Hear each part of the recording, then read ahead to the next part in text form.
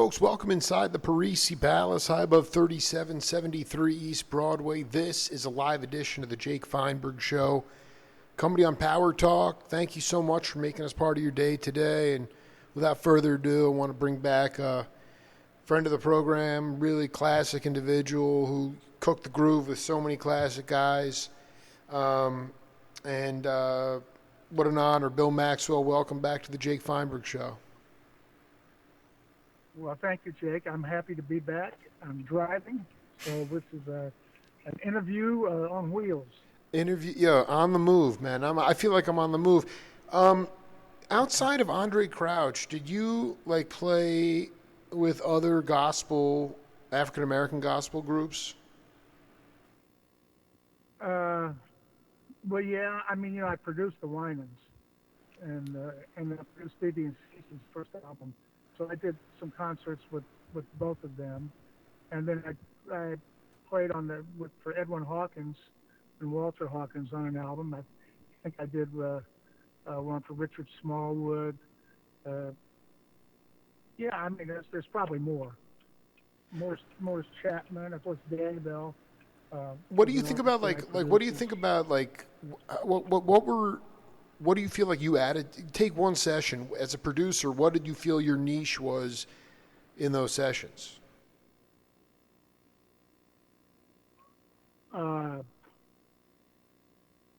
Maybe I don't know. I came at it from a different angle maybe than from gospel music, because I didn't grow up in gospel music. As I told you before, I grew up playing in bands and in nightclubs, and I became a Christian when I was 22 years old.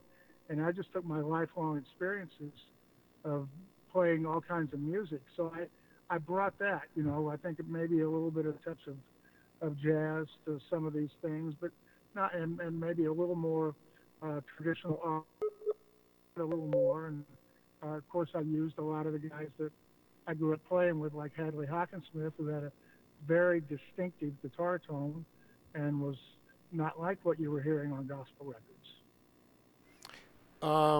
Okay, let's get down in the weeds here. I mean, what were you hearing on gospel records? In my mind, Bill, I get these, you'll find very rare, I'm blanking on the cat's name now, but it's these old sanctified churches in the middle of rural America, and you hear that electric bass and you realize you're that's where Chuck Rainey and Jerry Jamott and Wilton Felder, after he when he picked up the bass,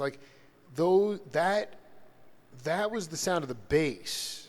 But what was Hadley? What was the difference with Hadley versus the traditional gospel player on guitar? Hadley didn't come from gospel at all. Hadley was very influenced by, I would say, the combination of Wes Montgomery and B.B. King and Albert Collins. So he was a blues type player. Wow. But Hadley's a consummate musician. His ears are so good that he always knew something great to play. He put his own spin on it. As a matter of fact, to me, Hadley had a style when he was 15 that still is very much the same. It's his personality. And so I used his personality on a lot of those records. I don't know if you know who Raphael Sadiq is. But I'm not hip to. No, I'm not hip to him. Yeah. Well, check him out. He's one of the biggest artists right now. He's a top producer. Produced Mary J. Blige, and he's producing Adele right now. And he comes from gospel music, but I didn't know that. I'd heard about Raphael because he's so respected in the R&B world, and someone said he wanted to meet me, and I met him, and he was telling me every record and he learned all this music growing up, because his parents wouldn't let him listen to anything but gospel. He lived off of the Winans and Danny Bell and Andre. But he came to hear me. Oh, wow. Oh, he lived off. Oh, that's so great. Yeah, go ahead. He came out with Maxwell's All-Star Band, something I did with Abraham Laboriel, Tony Maiden from Rufus, Hadley Hawkinsmith, and Jeff Babco. And he walked in and he heard Hadley playing, and he just walked and said, "You're the guy that did all that. That's you." Because he had no idea, I mean, and so I put a lot of him And I put a lot of Harlan Rogers, who I grew up with in Oklahoma. We were in bands together. Harlan played on that, and so we kind of, as musicians, our style intertwined with what they were doing, and somehow people accepted it and liked it. Um, I gotta get together with Harlan. I know he's fishing a lot, but I really need to talk to him. Tackett knew Harlan and worked with him a lot as well. I mean, can you talk about Fred Tackett as a drummer? I mean, were you guys like doing cut sessions together? Like, I mean, it got pretty intense Well, Fred, in Oak City. well, Fred was from Arkansas, and I can't remember how he got to Oklahoma City. I think he was at North Texas, but he came up to play with Joe Davis. Joe Davis was a very good saxophone player that had a house band at a place called the Copa Habana, not Copacabana, but I think it was Copa Habana in Oklahoma City, that would bring in, of artists that were not as big as they used to be, like Bobby Rydell or whatever, and they would travel with maybe a house piano player, and they would use the rhythm section, and they and whatever, and local horn sections too. And so he brought Fred up because Fred could play trumpet. He was a really good trumpet player, and he could play drums, and he could play guitar, and he could read anything. And so Fred was playing in that band. Wow. And He then could read anything? We had a band. He could read? Oh yeah, he's a trumpet player. Yeah, it's okay. Of course he can read. Wow. Yeah, he's a trumpet player. See, most guitar players didn't read except the jazz guitar players. That's why when Dean Parks moved to Los Angeles, it was all these reading guitar players like Tommy Tedesco, but they weren't real rock and roll funk guitar players. Those guys couldn't read. Well, Dean came in town, and he was funky, and he could read anything because he was a saxophone player. And he immediately did all the sessions, the Jackson 5, I Want You Away. I mean, Maxwell, I also, like, one guy, like, I just feel like there's, like, different, sort of, like, contiguous orbits that go around, especially, like, in that Southern California universe, and, like, Laboriel and you, can you talk about the most tangible, important things in order for a rhythm section to play a variety of music? I think that's one thing that's a little bit hard in live music today, in my mind. Is that you get an R&B show, or you get a jazz show, or you get one genre instead of getting a bigger bag of tunes. And as a rhythm section, whether it was in wherever it was where you were gigging, what you and Laboriel, like, what are the in either in the studio or live, what are the intangibles for a rhythm section to cook the groove? Well, there's so many different things that would go into it. So you might have a drummer who's a really anchor drummer, beat drummer, and like John Robinson, excellent drummer, plays on so many records, but John sounds like a record. So with John, you maybe would have a bass player that plays with him, but is maybe a little bit busier because he's very anchor-like to bring it out. Or you might have a busy drummer, and if the bass player is busy too, it's just not going to work together. So you have a guy that maybe with a busy drummer, the bass player is a little more submissive to him. Well, you get me and Abraham, we're both kind of busy sometimes, but we both will get out of each other's way. So sometimes he's doing more, sometimes I'm doing more. But the basic thing is to love the song and honor the song and try to find what it is that makes the song work. What is the pulse? What is the best groove for it? What can we do to bring home everything? The harmonies, the melodies, help the singer. It's really submitting all of that to the song. So many people just play to hear themselves play, and they're not sensitive people. The way you play an instrument is like your personality shows, and so musicians need to be sensitive to each other. You'll find some guys that don't seem sensitive; they're talking all the time, but when they start playing their instrument, they turn into another person. They've learned to submit the instrument to the music they're playing. And there's certain combinations of guys that work. There's some great bass players, and I don't fit with them. I don't know what it is. And there's some, some other guys that maybe wouldn't be as outstanding, but I fit really well with them. But my first, I always want to listen, and I don't want to get in the way of the most important thing, and whatever that thing is, you try to find it. You don't know it at first. You're hearing the song and you're saying, wait, was this? If we put it on this bar, the emphasis on this beat or on that, that helps bring it home. Or it needs to build here. It should go quieter here. And you got to work as a unit.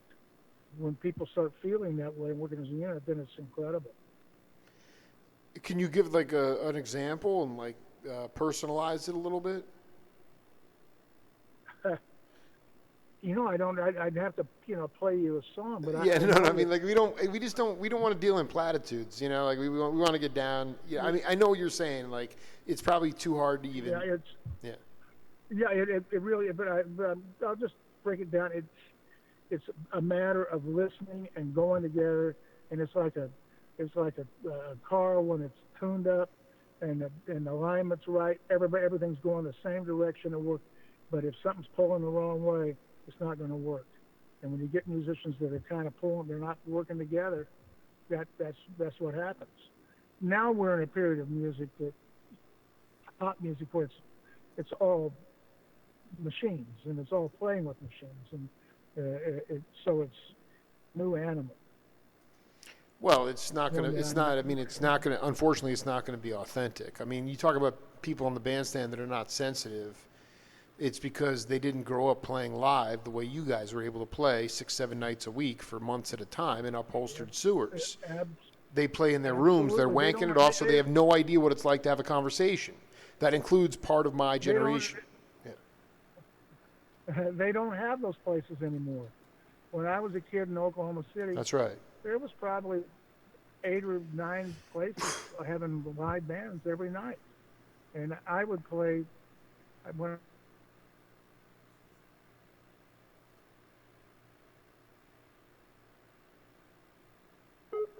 Through Wednesday night, and then I would go to another club and I'd play Thursday night from midnight till 3:30 in the morning. Then I played Friday and Saturdays from 9:30 to 4 in the morning. And I'm 16 years old. And so I guess more to the point. How did you have to like lose your ego and learn to converse? Because that's what these cats are lacking. Is that because they're so into themselves, because all they've been doing is just wanking it in their room. Yeah, well, I didn't. By the time I put in my time in the room for about a year, and because I played other instruments first, and I kind of had a basic knowledge of music, drums came real fast. So I was working immediately. I'm talking 13 years old when I was with Jesse Ed Davis's band, and so at that point, they kicked my ass. It was like, what are you playing here, you dummy? Keep the beat. Right. Listen, Right. I mean, and it was just, I mean, it made you, well, I mean, yeah, talk about, basically sort of understanding that, yeah, it was like tough language and it was very critical, but you knew they actually really loved you and wanted you to be in the band. And that's why you made it work, right? I mean, like, that's the point. It wasn't like they... Yeah. Go ahead. Yeah, of course. I mean, they wanted me to be better, but, right. They wanted to get their point across. So they would be pretty specific. And the other thing was, in those days, if you didn't get the people dancing, they were going to get another band. So I had to learn to submit myself to those dancers. So the drummer, I had to be grooving that beat. And they had some serious kind of swing dancers and all that people that dance in the pocket, especially in the black clubs. And so I had to play for the dancers too. Yeah, who was the best who's the best tambourine player you ever played with live?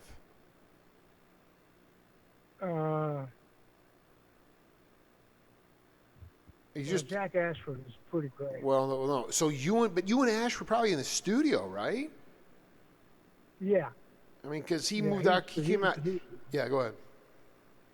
He's in Memphis, but he What, came out here. what was it? I want to to get your perspective, Bill, about my first book's coming out. I can't wait for you to get yourself. You're going to love this book. It's only volume 1, so you're going to eventually make it into whatever volume it is. But there's a you're really going to dig it. One of the cats in the book is Dennis Coffey, and he was one of the second iteration of, Right. of the Funk Brothers in Motown. So we've vetted that pretty hard, and he talked about Berry Gordy going out to L.A., and in Coffey's mind, it would have behooved Gordy to keep his music regional in Detroit. RCA and MCA, these record companies wanted to build studios out there, but Gordy wanted to get into movies and Hollywood and stuff. So he took his music out there and lost that regional sound. That was what Coffey said. You, Gadsden, Green were like the first call gospel. How much Motown work did you do when you got out there? Do you agree with that assessment? And who did you ever work? What do you think about that? I agree with it somewhat, but obviously there was the sound of that studio was very unique. It didn't sound like any other place. And then when they had the falling out with James Jamerson, that changed everything, because Jamerson was really the bass was the loudest thing on those records. And he was so funky, man. Yeah. Yeah, they just let him go, and I'll get back to your question, but another funny story is when they came out here, they were trying to find someone to play like Jamerson. No one played like Jamerson. So they got Gene Page to write out all the bass parts that he thought James Jamerson would play, writing every note. But no one could read them. No one could read them except for Wilton Felder. No way. Wilton Felder, being a saxophone player, could read anything, and he played that great bass line on the Jackson 5's "I Want You Back." Maxwell, dude, why are you making my day, man? Dude, you are making my day. That was a written part that Gene Page wrote, wow. and Wilton could read it. So Wilton immediately became the Motown bass player for out here. Did you get to play? I mean, did you ever? What happened to Jamerson? Did he stop playing? I mean, did you ever gig with him? Like, I mean, I have to be honest. I mean, no, I never. Yeah. I never played with him. I played a lot with his son, James Jamerson Jr. And wow. Jamerson Sr. had a really bad alcohol problem. I mean, he was just a terrible drunk. And by the time he was out here, he wasn't working. He'd fallen out. He was drunk when I was coming in. So I had played with his son. His son actually played on a couple of Andre songs. One called "It's Gonna Rain," if you look that up. But his son sounds really good on it. But I knew a lot about his dad and the people who were with him. Yeah. No, we have a game on this. I never got to play with him. What was your? I mean, so Wilton, what Motown sessions? I mean, you definitely were cooking the groove in that studio. Maybe working with Freddie Perrin or Gene Page.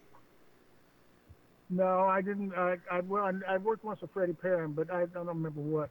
I worked. What's the guy? You don't remember what you worked on with Perrin, dude? That dude was crazy, man. No, I just remember just going to that little studio. I lived right by it off Colfax and Ventura. Yeah, it'll come. Go ahead, though. Yeah, what were you saying, though? But Hal Davis was the producer I worked with. Black guy, great guy, and he produced a lot of Jackson 5 stuff. I don't know that. And so what was his background? Was he just there when you got there, or how did that happen? I think Dean Parks recommended him to me, and David Williams. So I remember David Williams, but he was the guitar player that played on Billie Jean. Yeah, of course, man. No, I mean we lost him. Yeah, he's gone. He left us. And so me and David and somebody else, and we would go in, and this is when they were starting to before the drum machine starting to make loops. So they would have me. I remember just playing beats and grooves and play this groove and go to the bridge and do that. And then they would take my beats and they'd turn them and like they loop them around and sew them together and then cut tracks on top of them. So I was doing rhythms for them. I didn't know what they were coming out of. Wait, hold on. What were they? What year was this? 78. Okay, I want to be very clear. They were looping you were just playing beats, and then they were already. I'm playing. Yeah. They would put them on a, I don't know if they put them on a 24 track into a loop and then transfer it to another. But yeah, they were already doing stuff. They had this crazy engineer, Roger Dollarhide, and he would do things like take heart blisses and VSO them and tune them and throw them in there. They would without a heart player being there. Motown was already getting into what has become rap and sampling back in the late 70s. Yeah, it seems incredibly ahead of its time. That's unbelievable. But Maxwell, we have a game on this program called Name That Voice. I don't expect you to know who's speaking, but just want you to pay attention to the lyrics, and then we'll come back and break it down. Okay, all right. Spiritual thing is basically when you're playing, and it's just not bebop. This is other music too, but bebop is in jazz is probably that's the high end of what we do as jazz musicians. But just the spirituality comes from it's like something. Now this may sound abstract, but it's something that Wayne Shorter said to me one time. He said that the only way you can really, really, really play is that you have to go to the store and buy some milk for your grandmother. You know, and when he said that to me and the drummer Omar Hakim, now he had a few drinks, we were all drinking. Right. I said, "Wow!" But a couple days later, it hit me, because it's like to come if you have one of those kind of families. You go to see your grandmother. She says, "Go to the store and get me some milk," and you go there. There's a love. There's a love for something other than just what you're looking at. It's like your own personal love, which could come from God, which could come from the force of life. It could be whatever it is that you think makes you tick. Mm-hmm. That if you tap into that, whatever that is, it's not a material. It's not the instrument. It's not the notes. It's the life force. And that is very, when you operate on that band, that's or on that frequency in life, that is very spiritual. That was my first interview with Stanley Clarke from September 2014, and I just wanted you, Bill. I wanted you to just talk about. He used the abstraction, the Wayne Shorter analogy, or the abstraction of going to the store to get your grandmother some milk, but it's like a divine love. And I just wanted you to riff on whatever came into your heart and your head after hearing that. Well, Wayne's absolutely right. I mean, the George Washington Carver quote is simply service that measures a man. And so when you really serve somebody, that's submitting. That's what I'm talking about doing before. When you went out and you're in love, that with a pure heart to help somebody, that gets you ready to make music, because that's what, as I've said many times, music changes the atmosphere. It can make people laugh. It can make people fall in love. It can make people go to war. But there's a force behind it. And Wayne Shorter's talking about that supreme love, as John Coltrane talked about, which to me is the love of God. But yeah, you want to be ready like that. When you play with people, that their egos are out of the way and you set it down, and they're very great musicians, and you're serving each other and you're trying to serve the people, then something great takes over. So you talk about like an early. Can you talk about an early experience in your career when you experienced that live?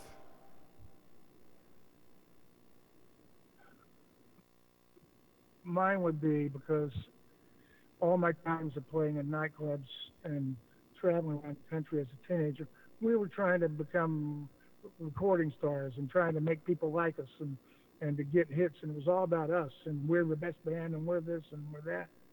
But when I started playing at the Mission in Oklahoma City, the Open Door with Harlan Rogers, Hadley Hawkins-Smith, and Fletch Wiley, and we're playing for drug addicts and old alcoholics that had no place to live. Wow. And we're giving them everything they have, and we're thinking about them. How can we help them? Jeez, dude. Holy cow, man. Are you kidding me? So, no. This is like the great, this is amazing. Go ahead. I'm sorry. No, we didn't get paid. We were We did it. Wow. We did it for a spiritual thing to change people's lives to help them. Jeez. So when I saw that, and the great things that came out of it, that whole experience is what changed my life. That's how I met Andre Crouch. That's how we ended up moving to Los Angeles. That's how I became a producer. It all started by serving and trying to help less fortunate people. When Hadley and got you into the church, you guys came up with an idea to play and give back. Is that when that manifested, or was that happening while you were still using drugs? No, I was using drugs when I was up. I was in Nashville in a band called Barefoot Jerry, and then that fell apart, and I came back to Oklahoma, and it was really strange. I went to a bank to put some money in, and I ran into the old saxophone player from my band, Third Avenue Blues Band, and he said, "What are you doing here? I thought you moved to Nashville." I said, "I decided to come back," and he said, "Yeah, I ran into Hadley, and he told me you were going to start coming down to the Open Door Mission and playing with him." And I said, "He told you that?" And I'd never told Hadley that, and Hadley had never told anyone that. Wow. And I just said, "Well, maybe I will."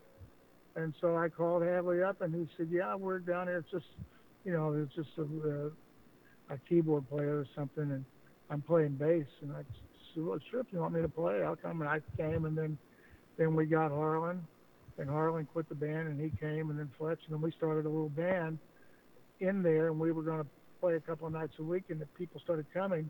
So it just became like 6 or 7 night weeks. They call them revivals, and this went on for about 6 months.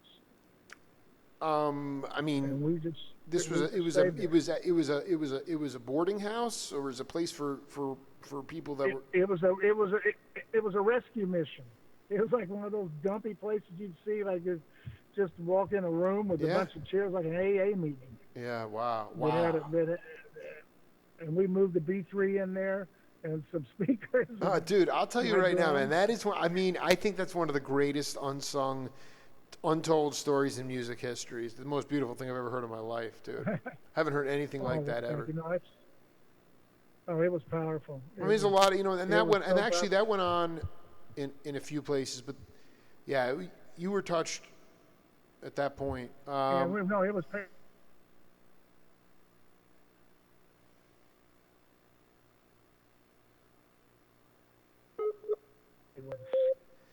I mean, we were just, it was incredible. You talked about early on, like, were you a bebop drummer? I mean, did you play jazz? Yeah, I kind of did. I would have told you no before, but then someone gave me some tapes later. Really? And that I heard. And holy cow, man! It was funny. Justo Amario, the great saxophone player that I played with, ran into a guitar player that I grew up with in Oklahoma, named Rick White. And Rick is a very good guitar player. And Justo said, Rick told me, he said, man, when he was 15, he played like Tony Williams. And then Justo said, well, whatever happened then? He didn't play like that anymore. But I guess, when I was 15 or 16, I was trying to be Tony Williams and Elvin Jones. And was that was my question, is the great sax player Gary Bartz, he talks about now, because we're inundated with so much visual information as it relates to melodic improvisation, some people call that jazz music, that most cats that are coming up playing music now are learning to read music first before they learn it by ear. From his point of view at Juilliard, there was no jazz curriculum. In the bebop era, you learned music by ear, so your ears were never locked, and as opposed to learning it first by sight. And I wanted to know if you were an ear trained musician, if you think that.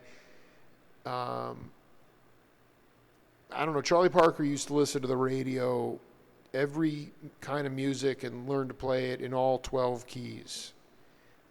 His ears were your ears were so wide open. So I mean, were you ear trained first before sight? Yeah, I mean, mine was a funny experience. I don't know if we talked about it before, but you can just riff on it. Yeah. She died when I was 2 months old, and my grandparents, her parents, took me because my father had three sons, and we lived across the street. But they claim, and I can kind of understand it, that they had a violin, and violins are tuned in force, and they listened to the Grand Ole Opry every Saturday night, and they claimed that something was playing, it was a violin, and I went over and picked up and was playing instantly right with it. No way. No way. Of course, oh my. Wait. How old were you? How old were you? Two. I was two. But what I was doing, but what I was doing was I was just playing drums probably and just moving across the strings. It happened to be in the same key. Yeah, I mean, you got lucky they were in the same key. So, I mean, that's insane, man. Yeah, so it wouldn't have worked. So I was I was doing that stuff, and they said we got to put him in a music school. So they put me in a music school, a preschool, Mrs. Hickman's Music School in Oklahoma City, at 2 years old, and they taught me how to read treble clef. So I learned how to read treble clef before I learned how to read words. And then I played little mallet instruments, and I played some piano, and I had a trombone, and then I bought a guitar, but I didn't like that. And, you like the percussion instrument? Did you play like? I kind of settled on piano, and but then I had a piano teacher that was a terrible piano teacher. She didn't want me to, because I had ear. She wanted me using my ear. And she wanted me playing everything just at the same tempo it was written at, and I didn't want to play it at that tempo. I wanted to play something different. Absolutely. So I was arguing with her, and finally, at about 11 or 12 years old, I said, "Forget this. I'm going to play drums." And so they had a summer band program after my 6th grade, and I went to a band teacher, and I said, "What do you want to play?" I said, "I think I want to play drums." And he said, "I knew your mother. Your mother was a great jazz piano player. You should play something you could really make a living at, like clarinet." And of course, you don't make a lot of make a living because he played clarinet in the symphony. But I took a summer band course of drums, and I was off. I bought a snare drum, then I got a bass drum, and then I got some tom-toms and cymbals, and took some drum lessons, and then I put a band together. Did you ever play like? I mean, did you ever play like spoon solos for the winos and people like that? No, I never played spoon solos. But I probably played some bad drum solos for the winos. What it comes down to is like everybody getting into a room together. I mean, it's really it's amazing to me how.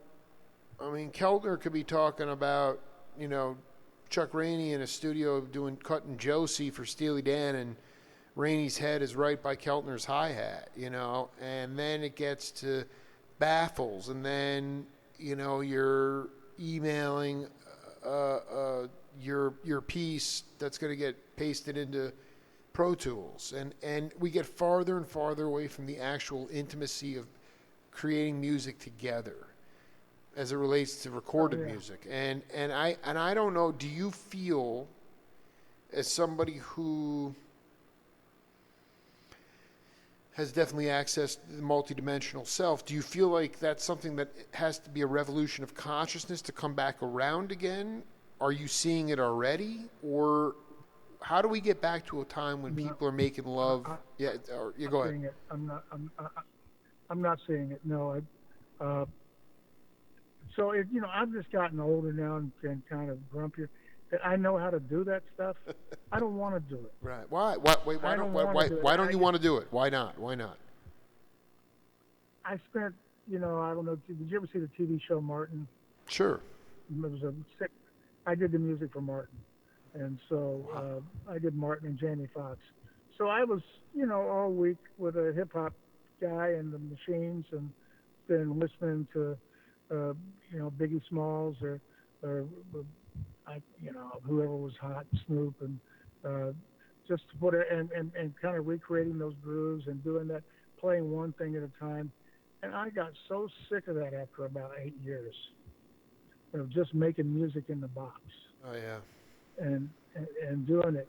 And I did a couple of R&B type gospel albums with a great singer named Helen Baylor, where I did a lot of that kind of. Getting it all perfect, and it's in the machine, and we it would be some live drums, but more of a traditional what's going on the radio, and we'd get every little thing locked in and so perfect. And I listened to it a couple of years later, and it sounded dated to me. But the stuff I'd done that was live didn't sound dated to me. So I just said, I want to make music that lives. I don't want to make music that's just That's right. For the moment. Wow. So I say I know how to do it. I've been there and been involved in this. It's just not what I want to do now. I want to go out and play great music with great people and play for people. I don't want to play for machines, and I don't want to play for backgrounds in movies and television anymore. I want to play for people. That's what I started doing, and that's what I like to do. Well, I dig it. It comes full circle, but even for you, are the venues limited, or could you set up your own, like where you're at, like, are you able to play enough to get stuff out of your system live enough, or is it affecting? Yes. I've got a band with Abraham and Justo Mario and Tim Carmen called Open Hands. And we've kind of been out of it a bit because I had some health issues with my arm, as I told you, which is totally fine now. Good. And Abraham had some things where he'd be taken care of. But we're getting ready to go back at it. And there's a couple of places in town we'll play. Baked Potato probably and Vibrato, Herb Alpert's place. And then they want us to go to Europe this summer. And so when we go to Europe, we have good crowds. There'll be... They did something to honor me, which was surprising. I guess it was 2 years ago in Norway and in Sweden, and I didn't know what was going to be there. I went in, there was 5,000 people in this tent, waiting. They had shown up, and all the music was music that I'd produced and played on, that they'd rehearsed with other musicians for me to come play on it. It was stunning. Nobody told you, because if anybody told you, you wouldn't have gone. Yeah, probably. That is amazing, man. That's amazing. But but there are people around the world.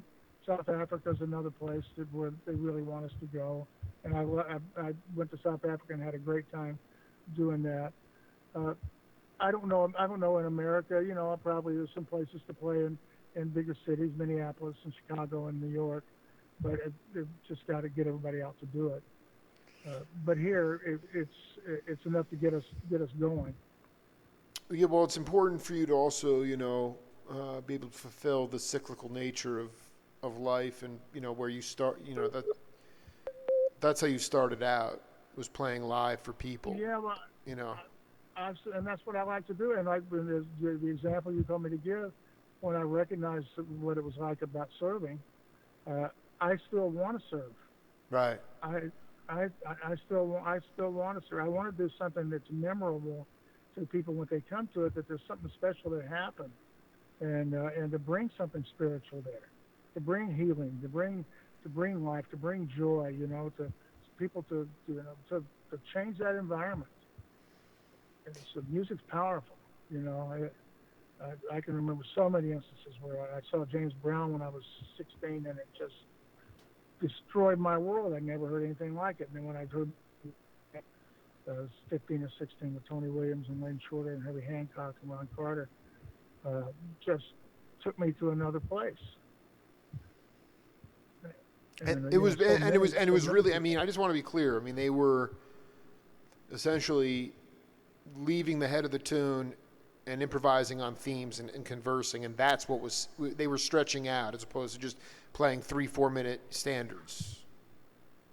There was a whole thing. They had melody, they had harmony, they had solos, they had interludes. Right. They had, they were structured, and right. It was free, and it was intellectual, and yet it was passionate.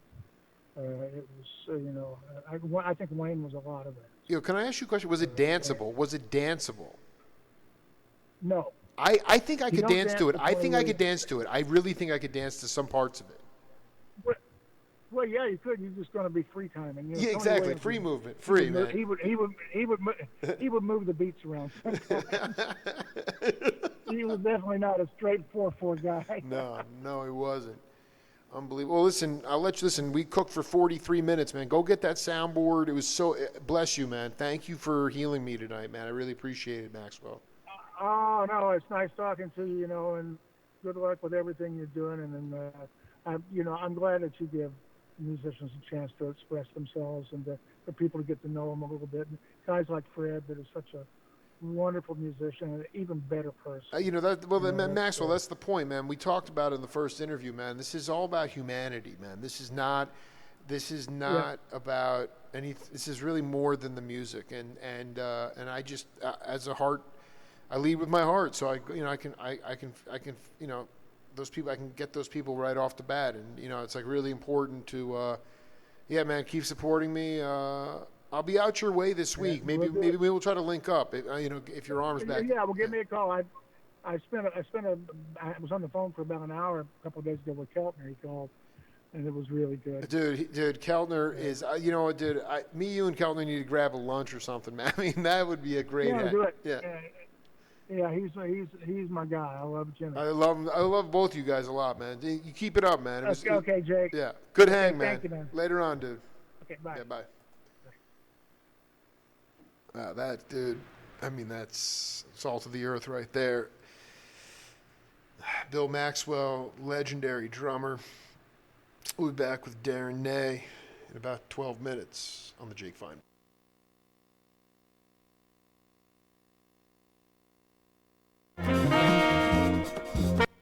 Which I believe costs $5 for the entire semester. Been on my radar for a while, but I mean, when I, that's not been on my radar for a Coltrane play.